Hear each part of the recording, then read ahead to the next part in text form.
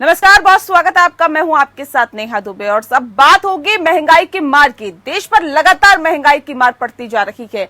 जनवरी मार्च की तिमाही में खुदरा महंगाई औसतन 6.34% रही। एनएसओ ने कहा कि रूस यूक्रेन युद्ध की वजह से खाद्य तेलों की कीमतों में उछाल आया है। अर्थशास्त्रियों का कहना है कि मौद्रिक नीति समिति ने अपने रुख में बदलाव का संकेत दिया है। महंगाई अगर नहीं घटती है तो ब्याज दरों में बढ़ोतरी जून से शुरू हो सकती है। खाने पीने की वस्तुओं के दाम बढ़ने से मार्च में खुदरा महंगाई लगातार तीसरे महीने आरबीआई के काबू से बाहर निकल गई। इससे सबसे ज्यादा मार ग्रामीण इलाकों पर पड़ी है, जहां खुदरा महंगाई बढ़कर 7.66% पर पहुंच गई। राष्ट्रीय सांख्यिकी कार्यालय यानी कि एनएसओ के मंगलवार को जारी आंकड़ों के मुताबिक मार्च में खाद्य वस्तुओं के दाम 7.68% बढ़े। इससे पिछले महीने इनकी महंगाई 5.85% थी। मार्च 2021 में खुदरा महंगाई 5.52% और खाद्य महंगाई 4.87% थी। जनवरी मार्च तिमाही में खुदरा महंगाई औसतन 6.34% रही। एनएसओ ने कहा कि रूस यूक्रेन युद्ध की वजह से खाद्य तेलों की कीमतों में भी उछाल आया है। इससे तेल के अंदर महंगाई बढ़ी है। साथ ही साथ तेल और वसा में महंगाई बढ़कर 18.79% पर पहुंच गई है। सब्जियों के दाम 11.64% बढ़े हैं, जबकि मांस और मछली की कीमतों में फरवरी के मुकाबले 9.63% इजाफा हुआ। आरबीआई ने 2022 से 23 के लिए खुदरा महंगाई को 4.5% से बढ़ाकर 5.7% कर दिया। इसके साथ ही अर्थशास्त्री अदिति नायर ने कहा कि मौद्रिक नीति समिति ने अपने रुख में बदलाव का संकेत दिया। महंगाई अगर नहीं घटती है तो ब्याज दरों में बढ़ोतरी जून से शुरू हो सकती है।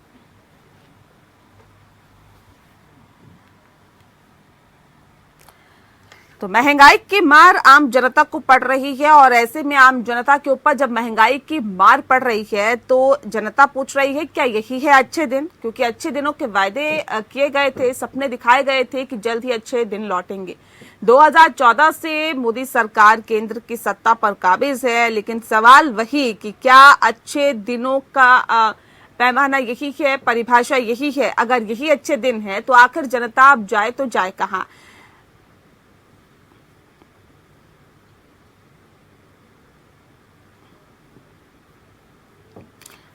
इस विषय पे आज हम तफसील से चर्चा करेंगे। खास मेहमान हमारे साथ मौजूद है, उनसे आपका परिचय करा देते हैं। इस वक्त हमारे साथ रमाकांत मिश्रा जी हैं, लीडर हैं बीजेपी के। साथ ही रत्नाकर सिंह जी हमारे साथ है, स्पोक पर्सन है कांग्रेस की। और प्रोफेसर अमन अग्रवाल जी हमारे साथ है, जो कि डायरेक्टर है इंडियन इंस्टीट्यूट ऑफ फाइनेंस की। बहुत स्वागत है आप सभी का। सबसे पहला सवाल मेरा रमाकांत मिश्रा जी से है। मिश्रा जी, सवाल इस बात को लेकर है, सर अच्छे दिनों की बात आप लोग करते थे, यही है क्या अच्छे दिन? सर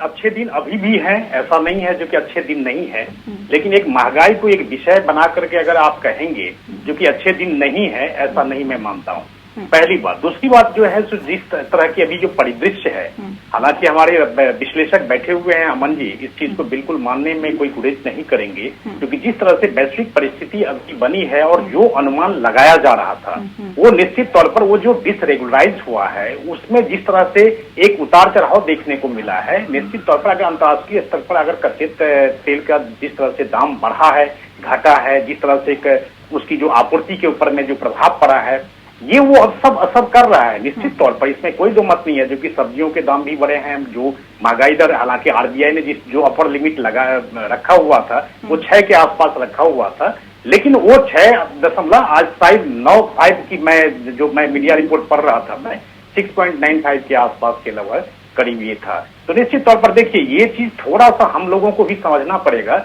जो कि जिस तरह से परिस्थितियां अभी बदल रही है और बदलने की जो राह पर है, ऐसा नहीं है। जो कि देखिए, पेट्रोल और डीजल के जहां तक दाम की बात है, निश्चित तौर पर ये सारा ही फ्रेट के ऊपर में मैं देखता हूं, जो कि कुछ जो उत्पादन है वो बिल्कुल ग्रामीण स्तर पर जो खुदरा महंगाई दर जो बढ़ी है उसमें भी देख रहा हूँ, जो उत्पादन जो होना चाहिए था वो उत्पादन उसमें बिल्कुल उतना उत्पादन नहीं हो पाया है। तो इसीलिए जो आपूर्ति है वो कहीं ना कहीं प्रभावित हुई है और यही महंगाई का कारण है। पेट्रोल डीजल का जिस तरह से दाम बढ़ने का और घटने का जारी है। ठीक है रत्नाकर जी, आप क्या कहना चाह रहे हैं? रत्नाकर जी, जिस बात का जिक्र अभी मिश्रा जी कर रहे हैं, कह रहे हैं हमें भी समझना होगा कि महंगाई आखिर क्यों बढ़ी है, क्योंकि अंतर्राष्ट्रीय लेवल पर जो हालात है वो खराब है और उसकी वजह से यहाँ पर महंगाई बढ़ना लाजमी हो जाता है। पेट्रोल डीजल के दाम आसमान छू रहे हैं, खाद्य पदार्थों के दाम आसमान छू रहे हैं और उसके बावजूद अगर नौकरियों की बात करें तो लोगों के पास है नहीं।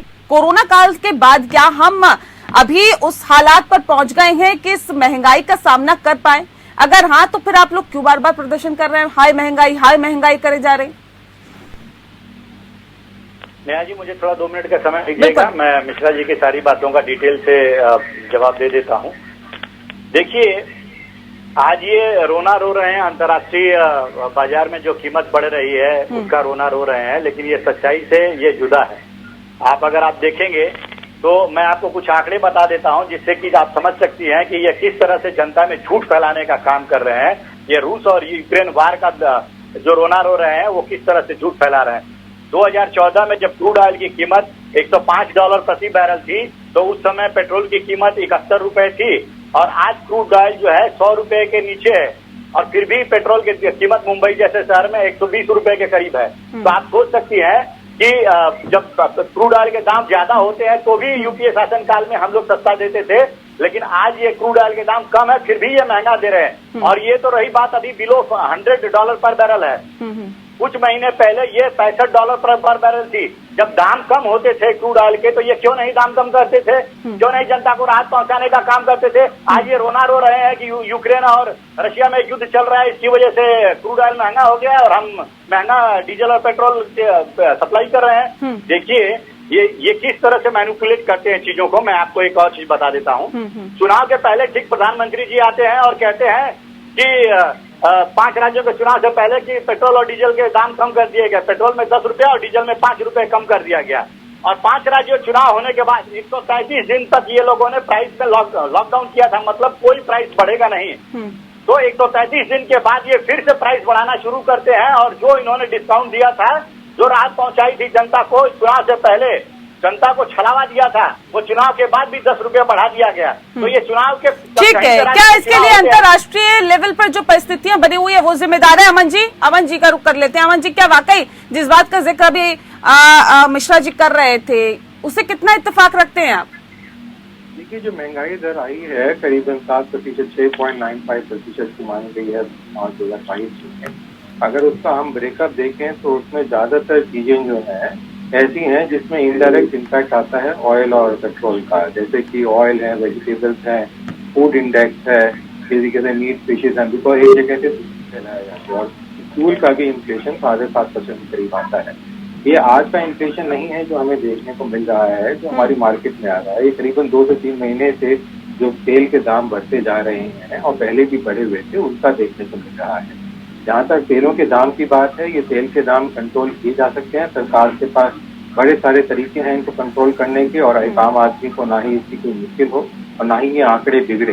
बट क्योंकि आप तो सिर्फ 10 रुपए की बात कर रहे हैं, तो 25 रुपया बल्क परचेज पे सरकार ने इमीडिएटली बढ़ाया था, वो जो बढ़ा था उसका इनडायरेक्ट इम्पैक्ट कोई बात नहीं कर रहा है। उसका इनडायरेक्ट इम्पैक्ट इसी चीजों पे आता है, क्योंकि वो जो बल्क परचेज करते हैं वो ऐसे होते हैं, संस्थाएं होती हैं जो जाके रिटेल में जो चीजें बिक रही हैं उनके दाम बढ़ते हैं और वो कभी दाम घटते नहीं है आगे जाके, अगर ये बढ़ा रहे। दूसरी चीज, जैसे मैंने कहा कि काफी सारे माध्यम है सरकार के पास। एक ऑयल पूल अकाउंट जो हमने सजेस्ट किया था, 1992 साल में इम्प्लीमेंट किया था, उसमें करीबन 5.5 लाख करोड़ इन्होंने पिछले 2 साल में ही इकट्ठा किया है। वो ऑयल पूल अकाउंट का तथ्य ही यही था कि जब भी अंतर्राष्ट्रीय मार्केट में तेल के दाम ऐसे बढ़ते हैं औने पौने दामों से, तो हम जो है इस पूल अकाउंट में जो पैसा इकट्ठा है उससे हम अपने जो लॉसेज हैं उसको इंकर करें, ताकि जो डोमेस्टिक जो नॉर्मल इनकी मार्केट में प्राइसेस हैं वो बिल्कुल भी बढ़े। ठीक है, एक सेकंड में सर मैं रोक रही हूँ आपको। मिश्रा जी, आपने सुना अमन जी को, वो कह रहे हैं कि तेल के दाम तो सरकार कंट्रोल कर सकती है अगर सरकार की इच्छा शक्ति हो तो। क्या सरकार की इच्छा शक्ति में कमी है क्या सर? अगर तेल के, पेट्रोल के दाम सरकार कंट्रोल कर लेती है तो मुझे लगता है खाद्य पदार्थों की वस्तुओं के दाम भी कम हो जाएंगे। देखिए नेहा जी, यहाँ पर अमन जी ने बहुत अच्छा विश्लेषण किया है, मैं इनको बिल्कुल साधुवाद देता हूँ, इसमें कोई दो मत नहीं है। लेकिन एक चीज हम लोगों को भी समझना पड़ेगा, जो कि जहाँ पर आप अगर देखिए हमारे पास क्या है, इंडिया में क्या है, लिमिटेड रिसोर्सेज है हर एक चीज के लिए। आज आप कह रहे हैं जो कि इसके पेट्रोल डीजल के दाम बढ़ने से जो है सो सारी महंगाई बढ़ी है, पेट्रोल के ऊपर में जो टैक्स लग रहा है। अभी रत्नाकर जी कह रहे थे जो कि हमने जो है सो 12 रुपये और 5 रुपये ऐसे करके हमने घटा दिया, 5 राज्यों के चुनाव थे। देखिए आप अगर वैश्विक स्तर पर अपने भारत को, इंडिया को ले जाना चाहते हैं, देश के अर्थव्यवस्था को ले जाना चाहते हैं, तो निश्चित तौर पर कुछ ऐसे इंफ्रास्ट्रक्चर देश की अर्थव्यवस्था को तो ले जाएंगे, लोगों को भी तो साथ लेना होगा। लोगों के पास पैसे होंगे तभी तो आप निकलवाएंगे सर। बिल्कुल सही बात है, बिल्कुल सही बात है। लेकिन आज आप देख लीजिए, जो ये कह रहे थे जो कि 2014 में क्रूड ऑयल का दाम ये था, तो हमने सरकार में जब मैं था तो वहां पर हमने घटा दिया प्रेसों के दाम। मुद्दे पे आइए, मैंने सवाल क्या पूछा था आपसे, सवाल ये था सर कि सरकार की क्या इच्छा शक्ति में कमी है क्या? पेट्रोल के दामों को कंट्रोल किया जा सकता है लेकिन फिर भी नहीं किया जा रहा। सरकार की इच्छा शक्ति में कहीं कोई कमी नहीं है। अगर कमी अगर रहती तो आप एक बात समझ सकते हैं, जो कि कोरोना जैसी इतनी बड़ी महामारी, इतनी चुनौतियां होने के बावजूद भी आपने देखा जो कि महंगाई के ऊपर में आप ये कह रहे हैं जो 135 दिन तक हमने जो है सो पेट्रोल डीजल के दाम नहीं बढ़ाए, ये तो बहुत अच्छी बात है। जो कि 135 दिन तक जो है सो सरकार ने पेट्रोल डीजल के दाम नहीं बढ़ाए, ये तो बहुत अच्छी राहत है जनता के लिए। तो ये सब क्या हम लोगों को नहीं समझना चाहिए? ये राहत कैसी बात कर रहे हैं आप सर, कैसी बात कर रहे हैं आप? नहीं, बिल्कुल आप जो दाम बढ़ रहे हैं ये राहत की बात है क्या? नहीं, मैं कह रहा हूँ 135 दिन तक का जो कह रहे हैं, जो कि जो ये तुलना कर रहे हैं, जो कि हमने तो चुनावों के दौरान की बात थी ना सर। बिल्कुल सही बात, लेकिन विधानसभा चुनाव से उसको नहीं जोड़ा जाना चाहिए नेहा जी, मैं यही कहना चाहता हूँ। तो किससे जब चुनाव से एन पहले आप कम कर देते हैं, चुनाव के बाद जब राहुल गांधी कहते हैं कि देखिए आप पेट्रोल के दाम बढ़ जाएंगे तो आप बढ़ा भी देते हैं, उनकी भविष्यवाणी भी आप सही कर देते हैं, सटीक बना देते हैं, उसके बाद कहते हैं नहीं इसको चुनावों से मत जोड़िए। तो सर किससे जोड़े? अमन जी कुछ कहना चाह रहे हैं, मैं सुन लेती हूँ, उसके बाद मैं आती हूँ। जल्दी से अमन जी रखिए बात अपनी। देखिए ये जो दाम बढ़ रहे हैं उसमें करीबन 65 से 70% जो है टैक्सेस है, सेंटर और स्टेट टैक्सेस। और पहले भी जब दाम दिवाली से पहले घटाए गए थे तो उनमें थोड़ी कटौती की गई थी, तो उनको कटौती की जा सकती है। और अभी आपके रेवेन्यू के रेट आए हैं, कल ही के आंकड़े आए हैं कि जो कलेक्शन है, टैक्स कलेक्शन, डायरेक्ट और इनडायरेक्ट टैक्स कलेक्शन हुआ है सरकार का, वो बम्पर हुआ। इवन मोनेटाइजेशन की जो रिपोर्ट आई है, उन्होंने 78,000 करोड़ का सोचा था, इस बार जो है 92,000 करोड़ के करीब वो एसेट मोनेटाइजेशन से कलेक्ट कर लिया। तो इसलिए ये तो है नहीं कि रेवेन्यू आपके पास नहीं है खर्चा करने के लिए। तो आपने जो एक्साइज और टैक्सेस लगा रखे थे, जब $19.50 पे इंटरनेशनल मार्केट में, तब भी आपने लगा रखे थे, तो अब उसमें कटौती कर सकते हैं। आपके पास शायद थोड़े समय के लिए कटौती कर सकते हैं, इसको जीएसटी में ला सकते हैं, इसके अगेंस्ट जो है और बहुत सारे तरीके हैं। चलिए इस पर भी हम चर्चा करेंगे, क्या इसको जीएसटी के दायरे में लाया जा सकता है, क्योंकि बैठकें तो होती है लेकिन उसका नतीजा जो है वो सिफर ही निकल के सामने आता है। बात अब कांग्रेस की करते हैं। रत्नाकर जी, अब सवाल इस बात को लेकर है कि देखिए प्रदर्शन तो किया जाता है, ये भी कहा जाता है कि जी हम तो महंगाई के खिलाफ प्रदर्शन कर रहे हैं, आम जनता के साथ है। ये कैसा साथ है सर, जब ये कहा जाता है कि पेट्रोल और डीजल को जीएसटी के दायरे में लाया जाए, उसमें तो आप लोग साथ नहीं देते हैं, तो ये कौन सा दिखावे वाला साथ है क्या? नहीं देखिए नेहा जी, ये जो कह रहे हैं कि हम साथ नहीं देते हैं, आप जीएसटी के दायरे में क्यों नहीं लाते? आप जीएसटी के दायरे में लाइए। राहुल गांधी जी ने कहा है कि हम पूरी तरह से उनका साथ देंगे। तो ये जो हम ये सुविधा की राजनीति करते हैं, इनको अगर जीएसटी के दायरे में नहीं लाना है तो कांग्रेस के ऊपर आरोप लगा देते हैं। तो कांग्रेस के जहाँ मुख्यमंत्री है वो तैयार है क्या जीएसटी के दायरे में लाने में? जी बिल्कुल बिल्कुल, कांग्रेस पार्टी राहुल गांधी जी ने कहा है कि जीएसटी के दायरे में जीएसटी काउंसिल की जो बैठक होती है उसके अंदर तो मना कर दिया जाता है सर। सुनिए थोड़ा सा मुझे दूसरा इनके प्रश्नों का जरा जवाब देने। नहीं, मेरे प्रश्नों का जवाब दीजिए ना पहले। जब जीएसटी काउंसिल की बैठक होती है, तमाम राज्यों के मुख्यमंत्री आते हैं, वहाँ पे कांग्रेस के भी पहुंचते हैं, वो तो मना कर देते हैं कि जी नहीं, जीएसटी के दायरे में नहीं लाना है। तकलीफ आज यहाँ पे है कि भारतीय जनता पार्टी जिन राज्यों में कांग्रेस की सरकार है, उन राज्यों में जो वैट के पैसे हैं, अभी भी जीएसटी के पैसे हैं, वो पैसे जो है ये सरकार देने को तैयार नहीं है। जो यहाँ पे लोगों का कैसे बताइए, सैलरी वगैरह जो देना है, लोग सरकारी कर्मचारियों को जो तनख्वाह देने हैं, वो कहाँ से दिया जाए? तो ये हमको जो हमारे पैसे, हमारे हक का जो जीएसटी का कलेक्शन होता है, वो हमको देते नहीं है। अगर नहीं देंगे तो सर जनता से ही निकालेंगे क्या? पेट्रोल पे सबसे ज्यादा पेट्रोल महंगा करके ही निकालेंगे क्या जनता की जेब से पैसा? एक तरफ आप प्रदर्शन कर रहे हैं, दूसरी तरफ कह रहे हैं कि जीएसटी के दायरे में लाने को हम तैयार है, तीसरी तरफ राजस्थान में ही पेट्रोल सबसे ज्यादा महंगा है सर।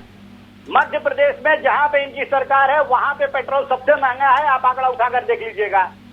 राजस्थान में सस्ता है क्या? यहाँ पे है, इसकी बात जरूरत नहीं है। देखिए मैं मिश्रा जी की बातों का जवाब देता हूँ जो 2-3 बात कही है। 1 मिनट का समय दीजिएगा मुझे। ये कह रहे हैं कि हम टैक्स इसलिए वसूल रहे हैं क्योंकि हम देश को वैश्विक स्तर पर लेके जाना चाह रहे हैं। आप वैश्विक स्तर पे किसको लेके गए हैं? आप आम आदमी की आमदनी जो 97% घट गई है और अडानी की आमदनी जो है वो एशिया का नंबर 1 आदमी बन गया है।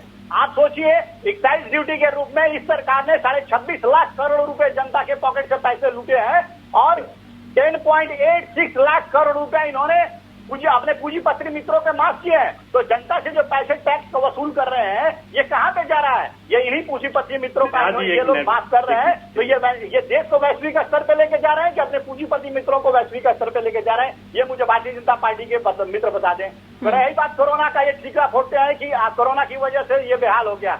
अरे साहब जरा आंकड़ा जाके उठाकर देख लीजिए, कोरोना से पहले 8 क्वार्टर तक ये जीडीपी कंटिन्यूअस फॉल हुई है। 8 क्वार्टर मतलब 2 साल तक। तो ये क्यों झूठ बरकला रहे हैं आप? ठीक है मिश्रा जी, सब्सिडी मिलती थी। ठीक है, रिस्पॉन्ड करिए जल्दी से। ठीक है सर, ओके रत्नाकर जी। ठीक नेहा जी, मैं एक चीज यहाँ पर रत्नाकर जी को कहना चाहूंगा। मैंने बोला है जो कि हाँ स्टेट को, देश को जो है सो ग्लोबल लेवल पर ले जाने के लिए मैं एक चीज कहना चाहता हूँ। ये एक्साइज ड्यूटी कहते हैं। मैं कह रहा हूँ 15th फाइनेंस कमीशन की रिपोर्ट एक बार पढ़ लें। उसमें क्या होती है, एक्साइज ड्यूटी जो है सो केवल अब सेंट्रल का ही नहीं है, उसमें जो है सो स्टेट का भी होता है हिस्सा। ये रिपोर्ट जब पढ़ करके आएंगे ना तो अपने आप इनको पता चल जाएगा। सर जो रिपोर्ट जनता के सामने है सर, उस रिपोर्ट का क्या? आप इनिशिएट करिए ना, आप इनिशिएट करिए, कितने राज्यों में है? सुनिए तो सही, कुछ तो सुनिए कम से कम। अच्छा, उसके बाद आप स्टेट रेवेन्यू डेफिसिट की बात कर रहे हैं। जब हम वो देखते हैं तो फिर उस समय में भी जो है सो स्टेट को जो है सो हमें देखना पड़ता है। और सारी चीजों, इतनी जो योजनाएं हैं, चाहे वो स्टेट में हो, चाहे केंद्र में हो, चाहे राज्य में हो, इतनी जो योजनाएं हैं, आप कहां से ये कर रहे हैं? सर योजनाओं का क्या फायदा जनता उठाएगी? यहाँ पे तो सब्जी खाने की नौबत नहीं आ रही है कि सब्जी इंसान खा ले ठीक से। नींबू के रेट क्या हो रहे हैं आपको पता है क्या सर? नेहा जी, मैं कह रहा हूँ ये तो अभी आप योजनाओं की बात कर रहे हैं, आम जनता को उन योजनाओं से क्या मतलब जो सिर्फ दिखावा बन के रह जाती है? मैं कह रहा हूँ जो एक्साइज ड्यूटी की जहाँ तक ये बात कर रहे हैं, मैं कह रहा हूँ अब सेंट्रल और स्टेट दोनों का है। ये 15th फाइनेंस कमीशन की रिपोर्ट पढ़ लें। इसीलिए ये आप न कहें, ये रत्नाकर जी आप नहीं ये चीज न कहें आप। इसीलिए देखिए सरकार संवेदनशील है और जो ये महंगाई दर हम सर ये कैसे संवेदनशीलता है मैं समझना चाहती हूँ, हमारे दर्शक समझना चाहते हैं। आप बोलते जी महंगाई है, हाँ जी महंगाई है, बढ़ी हुई है, हाँ जी बढ़ी हुई है, बेरोजगारी है, हाँ जी बेरोजगारी भी है, लेकिन सरकार संवेदनशील है। सर ये कैसी संवेदनशीलता है बताइए ना सर, समझाइए थोड़ा सा। मैं वही चीज कहना चाहता हूँ। देखिए ये क्षणिक है और मोमेंटल है। मैं अभी भी कह रहा हूँ आपको, बड़े ही स्पष्ट और जिम्मेदारी के साथ कहना चाहता हूँ। जब ही ये चीज रेगुलराइज हो जाएगी, आज अगर आप देखते हैं पेट्रोल या डीजल का अगर अवेलेबिलिटी अगर सही होती है, उसके चेन में अगर सप्लाई में अगर बेहतर होता है उसका, तो निश्चित तौर पर ये सारे चीज घट जाएंगे। और दूसरी बात जो ग्रामीण अर्थव्यवस्था की बात है, वो बिल्कुल हम लोगों को ग्रामीण अर्थव्यवस्था के ऊपर में भी ध्यान देना चाहिए। और ये सरकार जो है सो उसके ऊपर में कृषि को बेहतर और मॉडर्नाइज इस पर सबसे पहले ध्यान दीजिए कि इंसान 2 वक्त की रोटी खा सके और आराम से खा सके। लेकिन एक अमन जी आपसे मेरा एक आखिरी सवाल है, क्योंकि मैं कार्यक्रम के आखिरी पड़ाव में हूँ। क्या आप कदम उठाने की जरूरत आप समझते हैं सरकार की तरफ से, फौरी तौर पर राहत लोगों को मिल सके? सर जो महंगाई है वो लगातार बढ़ रही है, खास तौर पे देखिए मैं सब्जियों की बात करूंगी क्योंकि वो हर किसी की जरूरत है, और पेट्रोल डीजल के जो रेट बढ़ रहे हैं उससे सब्जियों के भी दाम बढ़ रहे हैं। देखिए जी, मैं 2 तो आपको बता चुका हूँ कि एक तो जो ऑयल पुल अकाउंट है, दूसरा जीएसटी है, तीसरा जो ऑयल कंपनियां 6 ऑयल कंपनियां जिनकी बात करते हैं, दिसंबर 2021 तक के उनके प्रॉफिट के आंकड़े हैं 94,000 करोड़ 6 कंपनियों के, और उनके रिजर्व हैं जो मतलब एक तरीके से सेविंग कह सकते हैं, वो है 5,84,000 करोड़। तो ये 6 ऑयल कंपनियां हिंदुस्तान की जो है उनके आंकड़े हैं। तो अगर उनको 10-15-20,000 करोड़ का नुकसान भी हो गया पिछले 1-2 महीने में, तब भी उनके जो मार्च 2022 के आंकड़े आएंगे उसमें उनको प्रॉफिट ही मिलेगा। तो उनका ये पार्लियामेंट में जाके कहना, मंत्रालय को गलत आंकड़े देना कि हमें लॉसेज हो रहे हैं, हमें नुकसान हो रहा है। कोई भी कंपनी जब बनती है, चाहे वो मीडिया में हो, चाहे वो एक सामान बेचने वाली कंपनी हो, उसको हमेशा कुछ प्रॉफिट होगा, कुछ लॉस होगा। अंत में जाके अगर प्रॉफिट हो रहा है तो उसको प्रॉफिटेबिलिटी माना जाता है। तो ये तेल कंपनियों को गलत दे के, धारणाएं दे के एक आम आदमी के ऊपर इतना भार डालना, और इससे जाके जो इस सरकार ने पिछले 7-8 साल में ग्रोथ दिखाई है, विश्व में सबसे ज्यादा ग्रोइंग इकोनॉमी है, इन्फ्लेशन कंट्रोल में था। अब आप देखिए कंट्रोल में आ ही नहीं रहा, और आरबीआई भी पिछले 2 क्वार्टर से अपने मैनुअल रिपोर्ट में, जो मॉनेटरी पॉलिसी रिव्यू रिपोर्ट होती है, उसमें कह रहा है कि इन्फ्लेशन सबसे बड़ा खतरा है आज की डेट में। तो सरकार को अब ये देखना जरूरी है किस तरीके से इसको हम कंट्रोल करें। सरकार बड़े सारे अर्थशास्त्री है, मैं बड़े सारी चीजें बता चुका हूं पहले भी। वो अगर नहीं करते हैं तो आगे जाके ऐसी चरमराएगी अर्थव्यवस्था, जो पिछले 7 साल में फायदे दिखाए हैं सरकार ने एक आम आदमी को और एक जनता को, वो सारे के सारे ये इन्फ्लेशन जिसे हम कहते हैं या महंगाई जिसे कहते हैं, वो खा जाएगी। तो उसको कंट्रोल करना बहुत जरूरी है सर, कंट्रोल करना। और उम्मीद करते हैं कि आपके जो आपने चीजें बताई हैं, आपने जो कदम बताई हैं, उसको सरकार उठाएगी, उन पे विचार करेगी। बहुत शुक्रिया आप सभी मेहमानों का हमारे साथ इस खास चर्चा में शामिल होने के लिए। और इसी के साथ फिलहाल इस खास पेशकश में इतना ही। नमस्कार।